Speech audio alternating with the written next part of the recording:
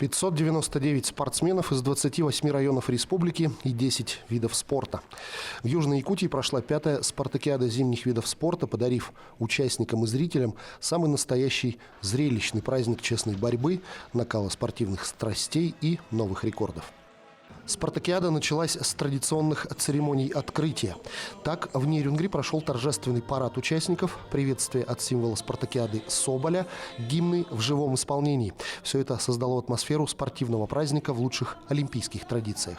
Как вы знаете, в нашей республике делается очень большая работа по развитию физической культуры и спорта нашей республики, главой республики, правительством республики. И сегодня мы открыли нашу спартакиаду по зимним видам спорта. Нерюнгринский район в рамках спартакиады принял 211 участников из 24 районов республики. Гостеприимная нерюнгринская земля рада всем спортсменам со всех улусов нашей большой республики. И мы верим, что победит сильнейший. Поэтому желаем каждому спортсмену выложиться на все 100%. Работники культуры и искусства Нерюнгринского района подготовили грандиозную зрелищную программу с участием местных хореографических и музыкальных коллективов.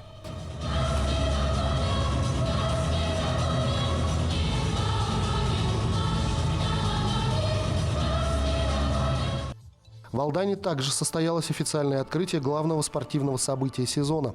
Начало спартакиады ознаменовала торжественная церемония поднятия флага и зажжения огня состязаний, олицетворяющего движение к новым победам.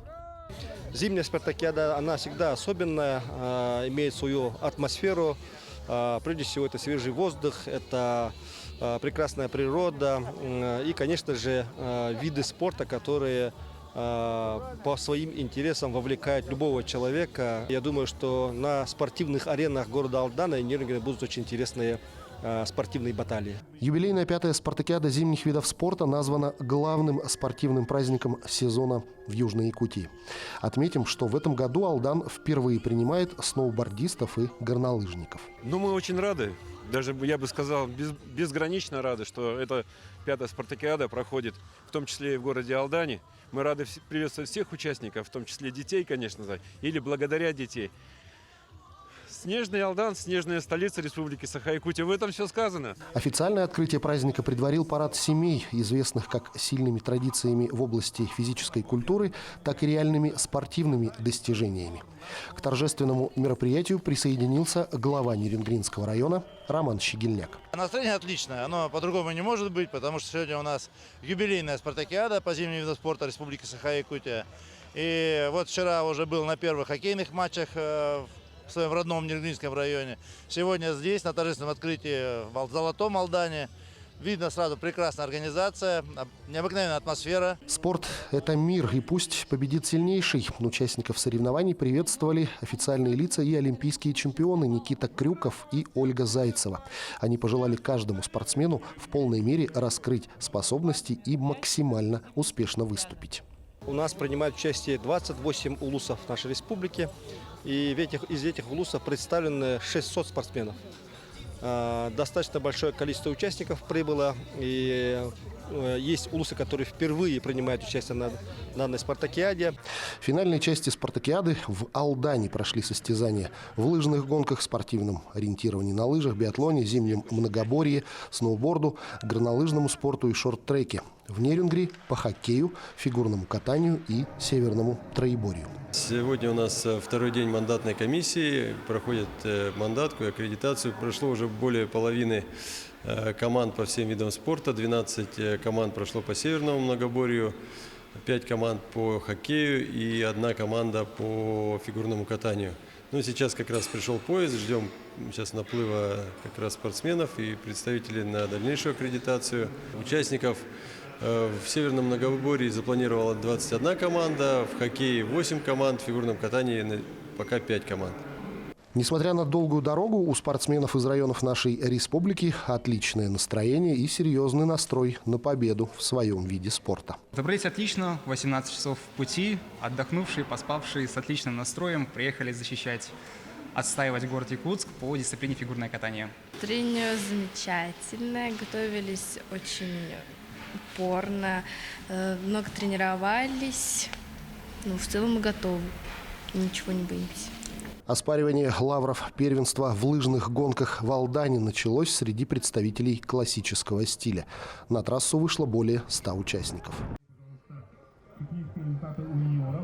Конвейером мужчины и юниоры отправлялись на дистанцию 15 километров, а женщины и юниорки на 10. Организаторы отметили, что районы, которые не входят в группу лидеров, из года в год демонстрируют все лучшую подготовку. Можно сказать, например, в Вилюйской зоне улуса, да, там более-менее начали уже движение Нюрбинского улуса. Да, вот, например, есть уже ласточки у нас по биатлону. Думаем, что данная пятая спартакиада зимних видов спорта даст еще большой толчок для того, чтобы вот те районы, которые у нас сейчас только начали впервые принимать участие, соответственно, они будут в дальнейшем развивать свой вид спорта. В состязании мужчин лучшее время показал Михаил Соснин из команды Алданского района.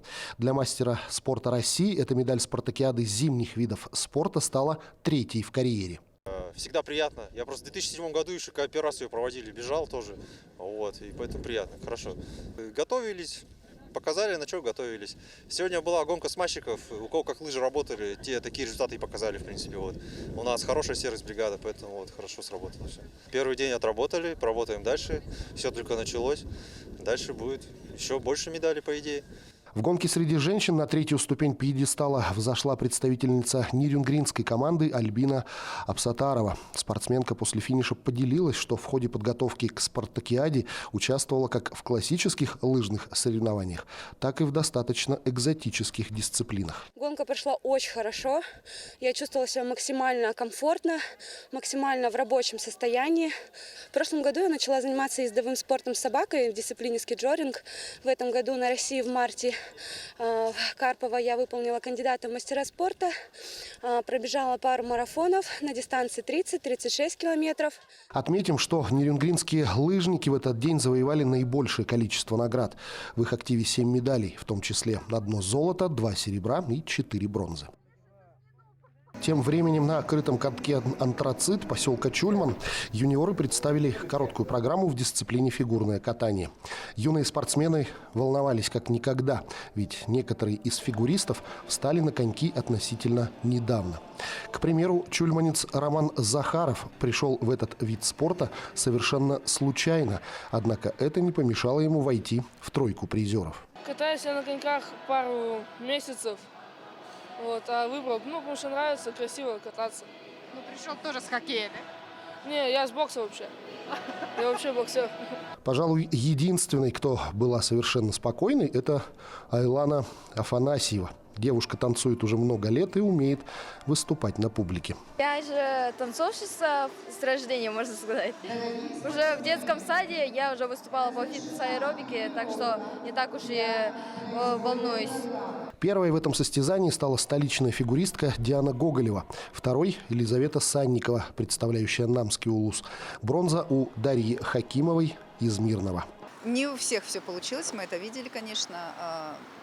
Но все старались, все волновались. Для многих, почти для всех, это первый старт в их жизни. То есть они совсем недавно встали на коньки и сегодня представляли свою программу, свой образ перед зрителями. Конечно, они волновались, все это было видно. Но мы очень рады и горды ими, что они переступили и волнение, и страх, и вышли, показали все, чему они научились за очень короткое время. В короткой программе фигурист должен исполнить определенные элементы. При оценке судьи учитывают точность и правильность их исполнения. Помимо этого оцениваются образ и артистичность. Борьба за золото среди юниоров традиционно развернулась между спортсменами из Якутска и Мирного. Вообще Кирилл – это такой мой главный соперник, мы с ним всегда в Якутске соревнуемся. Вот. И сегодня, как ты думаешь, какое место ты займешь? Мне кажется, на 2-е. Почему не 1-е?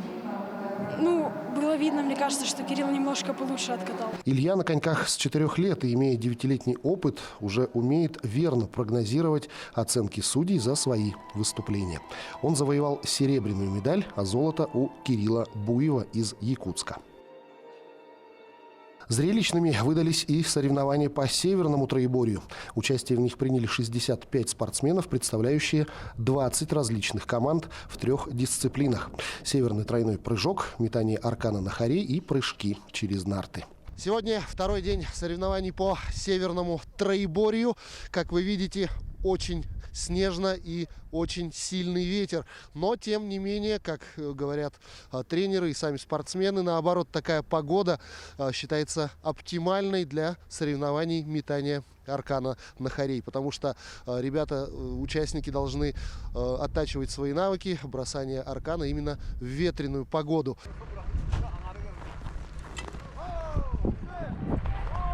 Результаты соревнований в северном троеборье, как и в любом другом виде спорта, предугадать невозможно. У всех команд отличная подготовка и конкуренция довольно серьезная. У нас мужчина закончил с одним попаданием, юниор 6-7 попаданий занял первое место.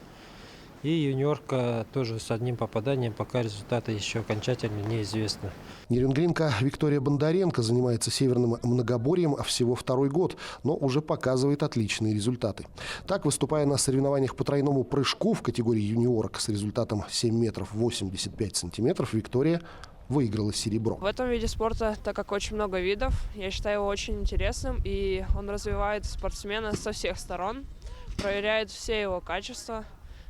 Выносливость, ловкость. Мне очень нравится этот вид спорта. Сегодня я выступила, скорее всего, на 4-е место, но в сумме троеборья хочу быть первой, поэтому завтрашний вид все покажет. Лидерами в тройных прыжках среди мужчин можно безоговорочно назвать Егора Терентьева и Георгия Сафронова. Оба спортсмена на днях прибыли из Красноярска, где проходил чемпионат России по северному многоборью. Все силы были отданы чемпионату, команда привезла золотую медаль. Позавчера только приехали из Красноярска с чемпионата России и сразу же на машине поехали в Нерюнгри. Усталость есть. Подряд выступать очень сложно. Все силы отдали чемпионату. Своим личным результатом осталась недовольна и Алена Чорду, выступающая в категории юниоры. Вот недавно на России я прыгнула 8.04. То есть здесь получается чуть меньше? Да. Это, наверное, сказывается все-таки усталость. Я знаю, что вы совсем недавно приехали. Да, сразу после соревнований. Сколько вообще требуется времени, чтобы отдохнуть? Не знаю, недели 2 хотя бы. А вот усталость после крупных соревнований и переездов не помешала новоиспеченному чемпиону России Егору Терентьеву на спартакиаде улучшить свой результат. Первый раз на чемпионате России прыгнул 11.11. Там паркет был отталкивающий. Здесь я сомневался, что прыгну, но вот прыгнул, улучшил свой результат. 11.41, говорят. По итогам соревнований по тройному прыжку среди мужчин Егор Терентьев занял первое место с результатом 11 метров 41 сантиметр. Среди женщин лучшей оказалась Диана Павлова из Нерюнгринского района. А в категории юниоры отличились Руслан Слепцов и Алена Чорду. Заключительный этап северного троеборья – прыжки через нарты. Он и определил чемпионов по северному многоборью 5-й спартакиады. Первыми стартовали юниоры. Прыгаю 10 нарт, одновременно отталкиваюсь двумя ногами и без остановок. Среди женщин высота нарт 40 сантиметров, между нартами 55 сантиметров. Среди мужчин высота нарт 50 сантиметров и между нартами тоже 55 сантиметров. Перед прыжками многие спортсмены отказывались давать комментарии прессе, ссылаясь на дурной знак. Нерюнгринка Виктория Бондаренко, занявшая в тройных прыжках второе место, не склонна к суевериям. В последнее время мало тренировалась, 11 класс ЕГЭ. Я знаю, что вы волейболом занимаетесь еще. Да, мы выиграли в республике первое место. Я вот заметила, что вы одна из самых высоких, да, среди участниц, среди юниорок. А вот этот рост, он вам помогает в прыжках или не имеет значения? Нет, конечно, помогает. Прыгаю я дальше, но вот моя соперница позавчера заняла первое место с ростом 154. Опыт все равно играет большую роль. Она занимается с детства. Поэтому я заступила и не перепрыгнула.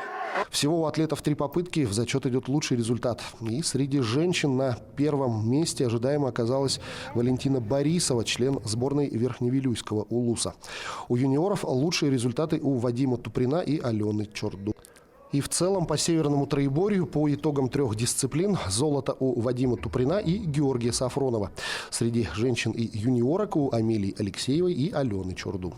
В общекомандном зачете 1 место у Нерюнгринского района, 2 у Чурапчинского и замыкает 3 призеров Верхневилюйский улус. С такой эмоциональной поддержкой спортсменов по горнолыжному спорту начались соревнования по слалому в Алдане. Лыжный след на склоне – так дословно переводится такая лыжная дисциплина, как слалом. Главным условием данного состязания является прохождение трассы через все ворота. За их пропуск или пересечение одной лыжей спортсмены снимаются с соревнований. Средняя скорость лыжников достигает 40 км в час. Результат определяют по сумме времени. За этим тщательно следит судейская коллегия. То есть протяженность трассы 450 метров.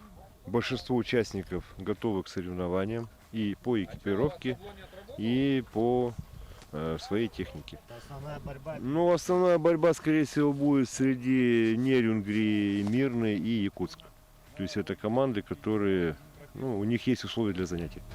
Если на финише встречает спортсменов основной состав судей, то на середине трассы стоят тренеры с ручным секундомером на случай сбоя электроники. Также следят за техникой спуска своих подопечных и делают предварительные выводы. Мы с Нерюнгри, команду с Нерюнгри привезли. Вот у нас 3 женщины в составе, вот здесь вот будут выступать.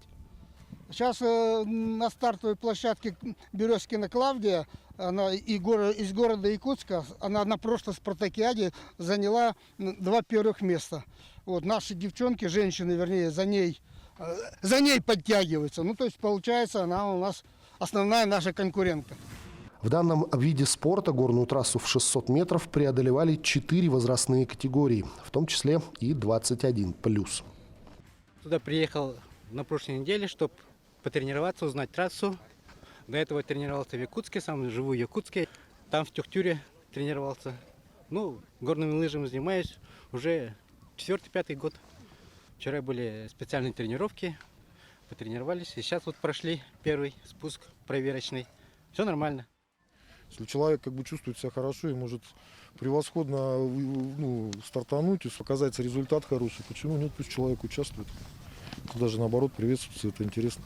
По результатам состязаний в дисциплине слалом в 4 разных категориях 1 место заняли среди юниорок Альбина Папок из Якутска, среди юниоров Никита Ивлев из Нерюнгринского района, чемпионкой среди женщин стала Березкина Клавдия из Намского района, а среди мужчин Ивлев Денис из Нерюнгри. Еще одна дисциплина, соревнования по которой прошли в Алдане – шорт-трек. В последний день участникам предстояло преодолеть самую длинную дистанцию. Мужчины и женщины бежали 1,5 километра в 13,5 кругов.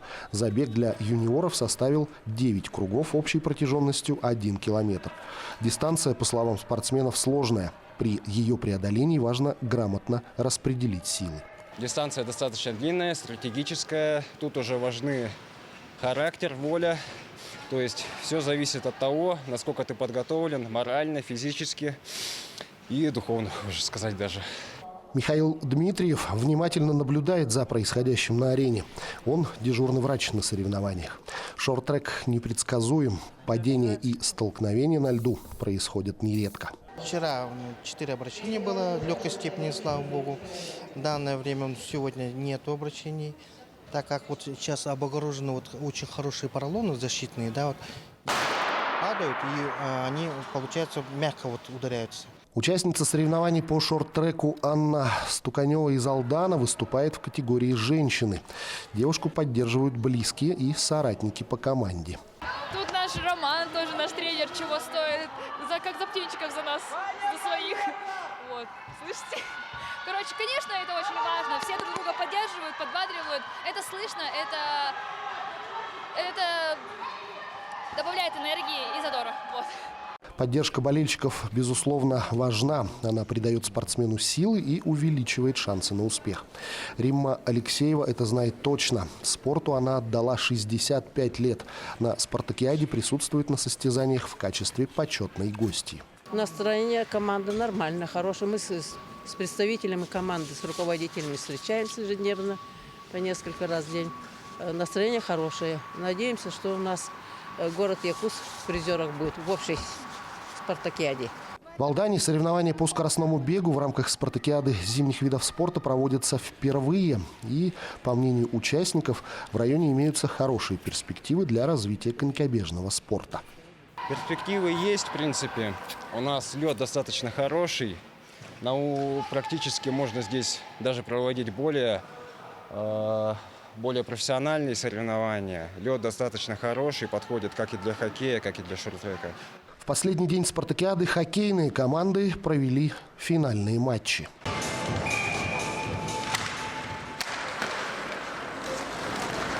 Кто из команд достоин третьего места на хоккейном турнире спартакиады, выясняли команды Алданского и Мирнинского районов, которые накануне в полуфинальных поединках не смогли одолеть более опытных соперников.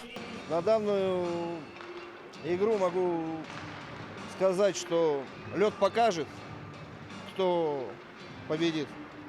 И также хочу, чтобы болельщики поддержали данные команды.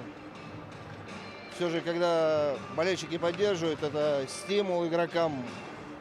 И приятно играть при полных трибунах. Общее впечатление от турнира у играющих команд самые положительные. И, несмотря на неудачу в полуфинальных играх, настрой на игру за третье место был очень решительный.